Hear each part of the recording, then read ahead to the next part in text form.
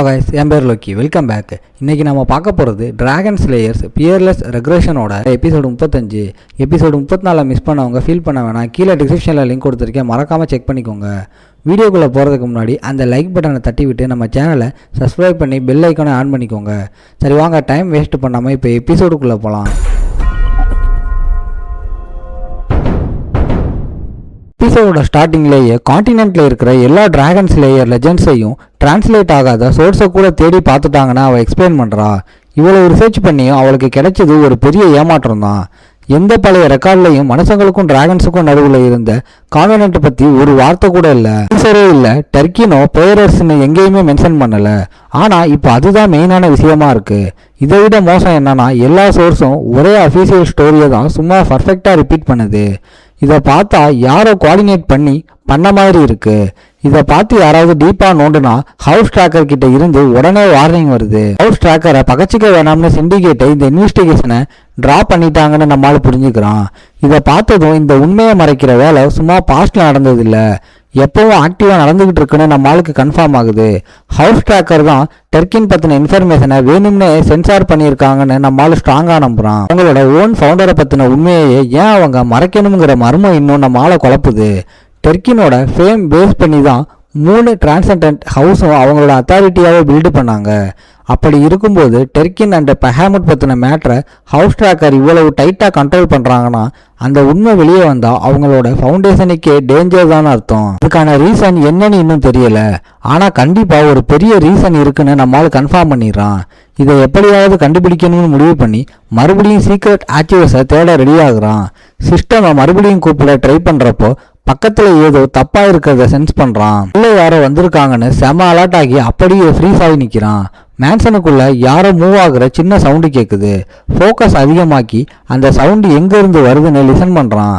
அந்த ஹாலில் யாரோ மறைஞ்சிருக்கிறது கன்ஃபார்ம் ஆகுது. வீட்டில் இப்போ யாருமே இருக்க மாட்டாங்க, அதனால வந்திருக்கிறது கண்டிப்பா சர்வன்ட்டோ இல்லை ஃபேமிலி மெம்பரோ கிடையாதுன்னு ஈஸியாக கெஸ் பண்றான்.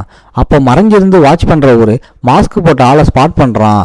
கொஞ்சம் கூட யோசிக்காம அங்கே எத்தனை எனிமிங்க இருக்காங்கன்னு கன்ஃபார்ம் பண்ண மினி மேப்பை காட்ட சொல்லி சிஸ்டம் கிட்ட கேட்குறான். உள்ள ஒருத்தன் வெளியே ஒருத்தன் மினிமம் 2 ஹாஸ்டைல் டார்கெட்ஸ் இருக்கிறதா மேப் காட்டுது. இதை பார்த்ததும் ஜெயண்ட் மவுண்டைன்ல தன்னை துரத்துன அந்த ஹன்ஸ் ஞாபகம் வருது. ஆனால் நம்மளால அங்கே யூஸ் பண்ண மெத்தட்ஸை வச்சு கண்டிப்பாக ட்ராக் பண்ண முடியாதுன்னு நினைக்கிறான். அதனால் அட்டாக் பண்ண வந்தது யாருங்கிறத விட அவங்கள அனுப்புனது யாருங்கிறது தான் மேட்டர்னு டிசைட் பண்ணுறான். அந்த மறைஞ்சிருக்கிற ஆளை வாட்ச் பண்ணிக்கிட்டு இதுக்கு பின்னாடி இருக்கிற மாஸ்டர் மைண்டு யாருன்னு கெஸ் பண்ண ஸ்டார்ட் பண்ணுறான். பக்கத்தில் ஒரு டோர் மூவ் ஆகுது. நம்ம ஆளுக்காக ட்ராப் க்ளோஸ் ஆகுதுன்னு கன்ஃபார்ம் பண்ணுறான். இந்த மாஸ்க் போட்ட ஆள் அட்டாக் பண்ண ரெடியாக பொசிஷனுக்கு வரான். உன்னை ஏபிள் அனுப்புனான்னு நம்மளால ஓப்பனாக கேட்க அந்த அசாசின் சும்மா ஷாக் ஆகுறான். அவனோட அந்த ரியாக்ஷனை பார்த்தே நம்மளால கெஸ் பண்ணது கரெக்ட் தான்னு புரிஞ்சுக்கிறான். கார்லி கூட நம்மளால கூட்டணி வச்சதை ஏபிள் நோட் பண்ணியிருப்பான். அதனால நம்மளால சைலண்ட் ஆக்கவோ இல்லை பிடிக்கவோ பிளான் பண்ணியிருக்கான்னு லாஜிக்காக யோசிக்கிறான். இருந்தாலும் அந்த அட்டாக்கர் கிட்ட நீ சைலண்டாக இருக்க ஒரு சான்ஸ் தரேன், உண்மையை எப்படி வாங்கணும்னு எனக்கு தெரியும்னு கெத்தா வார்னிங் கொடுக்குறான். அந்த அசாசின் ரெக்கவர் ஆகிறதுக்கு முன்னாடி நம்மளால பஸ்ட் அட்டாக் பண்ணுறான். 2 பேரோட பிளேடும் க்ளோஸ் ரேஞ்சில் மோதிக்கிறத பார்த்தா வந்தவன் செம ட்ரைனிங் எடுத்தவனு புரியுது. ப்ரெஷர் கொடுத்துக்கிட்டே இதுக்கு பின்னாடி யார் இருக்காங்கன்னு கண்டுபிடிக்க என்கிட்ட வேற மெத்தட்ஸ் இருக்குன்னு வார்னிங் கொடுக்குறான். வெளியில மேன்சனை சுற்றி நடக்கிற மூமெண்ட்டை வச்சு இன்னும் எக்ஸ்ட்ரா ஆளுங்க இருக்காங்கன்னு கன்ஃபார்ம் பண்ணுறான். மறைஞ்சிருக்க அந்த டீம் எல்லா ஆங்கிள் இருந்தும் கோஆர்டினேட் பண்ண ஸ்டார்ட் பண்றாங்க. மால் அந்த காரிடார்ல சும்மா வெறித்தனமா மூவ் ஆகி மறைஞ்சிருக்கிறவங்களை வெளியே வர வைக்கிறான். ஒரு மாஸ்க்டு ஃபைட்டர் நம்ம ஆளோட அட்டாக்கை ரொம்ப கஷ்டப்பட்டு பிளாக் பண்றான். 2 பேரை எட்டி வச்சுட்டு நம்மளால பயங்கரமா சீன் காட்டி லேண்ட் ஆகுறான். குரூப் அட்டாக்கை ஈஸியாக ஹேண்டில் பண்ண முடியும்னு கெத்து காட்டுறான். எதிர்பார்த்ததை விட நம்ம ஆளு செம்ம ஸ்ட்ராங்கான ஆளுன்னு அந்த பஸ்ட் அசாசினுக்கு இப்போதான் புரியுது. அவன் கூட சண்டை போட்டதை வச்சு அவனோட ஸ்டைலை ஃபேஸ் பண்ணி அவன் யாருன்னு ஐடென்டிஃபை பண்ண முடியும்னு நம்மளால முடிவு பண்ணுறான். முகத்தை மறைக்கலாம், ஆனால் ஸ்வார்மேன்ஷிப் போடுற ஸ்டைலை மறைக்க முடியாதுன்னு நம்ம ஆளுக்கு தெரியும். இந்த கர்வ்டு டேகர் டெக்னிக்கை பார்த்ததும் இது ஒரு நார்த்தன் கிங்டம் கோர்காவோட ஸ்டைல்னு கண்டுபிடிக்கிறான். கோர்காவோட எலைட் ரேஞ்சர்ஸ் தான் நார்த்தன் காண்டினென்ட்டோட ஸ்ட்ராங்கஸ்ட் ப்ரொடக்டர்ஸ்னு நம்ம ஆளுக்கு நல்லா ஞாபகம் இருக்கு. அவங்க குக்ரி டாக்கர்ஸ் வச்சு ஃபைட் பண்ணுவாங்க. ஸ்பெஷல் மிஷனுக்காக சென்ட்ரல் லேண்ட்ஸில் அடிக்கடி ஹையர் பண்ணப்படுவாங்க. ஆனால் கோர்கன் ரேஞ்சர்ஸ் பர்சனல் பகையில் நடக்கிற அசோசியேஷன் ஜாப்ஸை எடுக்க மாட்டாங்க. அதனால் இதுக்கு பின்னாடி ஏபிள் இருக்க வாய்ப்பு இல்லைன்னு ரியலைஸ் பண்ணுறான். மூமெண்ட்லேயே ஒரு பிளேடை தூக்கி போட்டு அனலைஸ் பண்ணுறான். அந்த அசாசின் அதுக்கு பண்ண டிஃபென்ஸை பார்த்ததும் நம்ம ஆளுக்கு ஒரு இன்கன்சிஸ்டன்சி புரியுது. ரொம்ப டிஃபென்சிவாக ஆடுறான். கில் பண்ணுற சான்ஸ் எல்லாம் மிஸ் பண்ணுறான்னு நம்மளால ரியலைஸ் பண்ணுறான். அப்போ இவனுங்க நம்மளால கொல்ல வரலை, உசோட பிடிக்க தான் வந்திருக்காங்கன்னு முடிவு பண்ணுறான். வெளியில் இருக்கிற ஆள் ஃபைனலாக ஆக்ட் பண்ணும்போது நம்மளால செம்ம ஃபோக்கஸ் ஆகுறான். ஆளுக்கு வெளியே இருந்து ஏதோ வரதை சென்ஸ் பண்ணி இது கிட்னாப் பிளானோட அடுத்த ஸ்டேஜ்னு ஐடென்டிஃபை பண்ணுறான். வெளியே இருக்கவன் நம்மளால மயக்கம் போடுறதுக்காக ஸ்லீப்பிங் கேஸ் போடுறான்னு கரெக்டாக ப்ரிடிக்ட் பண்ணுறான். அந்த கேஸ் பாம் வெடிச்சு காரிடர் ஃபுல்லாக கேஸ் பரவுது. ஸ்லீப்பிங் போர்ஷன்ஸில் யூஸ் பண்ணுற வாசனை இதுன்னு உடனே ரெகனைஸ் பண்ணுறான். பேனிக் ஆகிறதுக்கு பதிலாக ரொம்ப கூலாக ஸ்வாடை அட்ஜஸ்ட் பண்ணிட்டு இந்த ட்ராப்பை யூஸ் பண்ணிக்க ரெடி ஆகுறான். அந்த கேஸ் ஒர்க் ஆகுற மாதிரி அவனுங்களை ஏமாத்திட்டு அடுத்து அவனுங்க என்ன பண்ணுறாங்கன்னு பார்க்க பிளான் பண்ணுறான். அந்த பாய்சனை டிடெக்ட் பண்ணி ஆட்டோமேட்டிக்காக நம்மளோட பாய்சன் இம்யூனிட்டியை ஆக்டிவேட் பண்ணிடுது. இருந்தாலும் நம்மளால் மயக்கம் போட்டு விழுந்த மாதிரி ஆக்ட் பண்ணுறான். ஒரு ஹூலர் கேப்டர் டார்கெட் நிஜமாகவே மயங்கிட்டான்னு செக் பண்ண வரான். மயங்கிட்டான்னு கன்ஃபார்ம் ஆனதும் அவனுங்க நம்ம ஆளை தூக்கிட்டு வெளியே போக ரெடி ஆகுறானுங்க. ஒருத்தன் தோல் மேல மயங்கின மாதிரி தொங்கிக்கிட்டே பாதி மூடுன கண்ணால சீக்கிரட்டா அவனுங்களை வாட்ச் பண்றான் நம்ம ஆளு. இந்த கிட்னாப்பிங்கை யார் ஆர்டர் பண்ணா, எதுக்காக பண்ணான்னு இன்னும் நம்ம ஆளுக்கு தெரியல. ஆனா இந்த ட்ரையலை ஃபாலோ பண்ணி சோர்ஸ் வரைக்கும் போகணும்னு முடிவு பண்றான். அதுக்கப்புறம் வேற ஒரு இடத்துல ரெட்டு கோட் போட்ட ஒரு ஒத்தக்கண்ண ஆளு இந்த கிட்னாப்பை பிளான் பண்ணவன் இதோட விளைவுகளை ஃபேஸ் பண்ண ரெடியா இருக்கணும்னு வார்னிங் கொடுக்குறான். அடுத்த நாள் காலையில அட்லாஸ் சிட்டிக்கு வெளியில இருக்கிற ஒரு ஃபார்முக்கு நம்மளால கூட்டிட்டு வரானுங்க. செயின்ல கட்டி போட்டிருந்தாலும் இந்த கிட்னாப்பிங்க பின்னாடி இருக்கிற மாஸ்டர் மைண்டை ஃபேஸ் பண்ண நம்மளால ரெடியா இருக்கான்.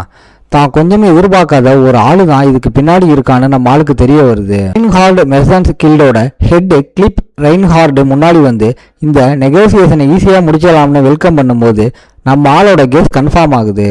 பாஸ்ட் லைஃப்லேயே நம்ம ஆளுக்கு கிளிஃபை பற்றி நல்லா தெரியும்னு ரியலைஸ் பண்ணுறான். வேர்ல்டோட மிகப்பெரிய மெர்சன்ஸ் பவர்ஸில் ரெயின்ஹார்டும் ஒன்று. அது அர்மேனிசியாவை ஃபேஸ் பண்ணி இருக்குன்னு நம்ம ஆளுக்கு ஞாபகம் வருது. ஏபல் அண்ட் எம்பையர் உருவாக்குன அந்த கான்டினென்ட் வாரில் அர்செனியாவும் ரெயின்ஹார்டும் அழிஞ்சு போனது இவனுக்கு இன்னும் ஞாபகம் இருக்கு. எம்பையரை எதிர்த்து சண்டை போட்டு கடைசியாக ஒரு முக்கியமான இன்டெலிஜென்ஸை கொடுத்துட்டு தன்னோட கண்ட்ரிக்கு திரும்பி போய் செத்து போனான். அது ஒரு முட்டாள்தனமான முடிவாக தான் நம்ம ஆளுக்கு தெரிஞ்சிச்சு. அதுக்கப்புறம் ப்ரெசன்ட் டைமில் கிளிஃப் அந்த கிட்னாப்பிங்காக ஒரு ஃபார்மல் அப்பாலஜி கேட்டு சமாளிக்க ட்ரை பண்ணுறான். ஏதோ சாதாரண பிஸ்னஸ் இன்கன்வீனியன்ஸ் மாதிரி காம்பன்சேஷன் கூட ஆஃபர் பண்ணுறான். நம்ம ஆள் இந்த ஃபார்மாலிட்டிஸ் எல்லாம் ரிஜெக்ட் பண்ணிட்டு ஸ்ட்ரைட்டாக மேட்ருக்கு வர சொல்கிறான். உனக்கு என்ன வேணும்னு கிளிஃபை டைரெக்டாக கேட்குறான். பார்க்க சின்ன பையனாக இருந்தாலும் நம்ம ஆள் ட்ராக்கர் ஃபேமிலி பையன்னு கிளிப் புரிஞ்சுக்கிறான். எந்த ஒரு சாதாரண நைட்டாக இருந்தாலும் இந்த சுச்சுவேஷனில் செம்ம பயத்தில் இருப்பான். ஆனால் நம்ம ஆள் கொஞ்சம் கூட பயப்படாமல் கெத்தாக இருக்கான்னு நோட் பண்ணுறான். தன்னோட இன்டிமிடேஷன் டாக்டிக் ஃபெயில் ஆகிடுச்சுன்னு தெரிஞ்சு கிளிஃப் சீரியஸாக விஷயத்துக்கு வரான். நெகோசியேஷனுக்காக சீல் பண்ணப்பட்ட ஒரு டாக்குமெண்ட்டை நம்மளால் முன்னாடி வைக்கிறான். அது சவுத் அண்ட் சென்ட்ரல் கான்டினென்ட்டில் ஸ்ப்ரெட் ஆகிட்டு இருக்கிற ஒரு புது டிசீஸ்னால அஃபெக்ட் ஆனவங்களோட லிஸ்ட்டு. கிளிஃப் ஏன் இதை காட்டுறான்னு நம்ம ஆளுக்கு ஒன்றுமே புரியலை. அதை கண்டினியூவாக படிக்கும்போது அதில் இருக்கிற ஒரு விஷயம் நம்ம ஆளோட அட்டென்ஷனை கேட்ச் பண்ணுது. உடனே கிளிஃபை உத்து பார்க்குறான். அந்த டாக்குமெண்ட்டுக்கு பின்னாடி ஏதோ ஹிடன் மீனிங் இருக்குன்னு அலர்ட் ஆகுறான்.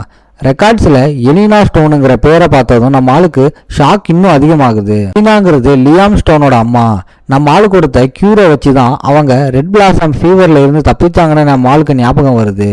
இதுக்கு என்ன அர்த்தம்னு நம்ம ஆளு கேட்க, ரெட் பிளாசம் ஃபீவர் வந்தால் செம பெயின் இருக்கும், அப்புறம் கண்டிப்பாக சாவுதான்னு கிளிஃப் எக்ஸ்பிளைன் பண்ணுறான். ஆனாலும் எலினா எப்படியோ ரெக்கவர் ஆகிட்டாங்க.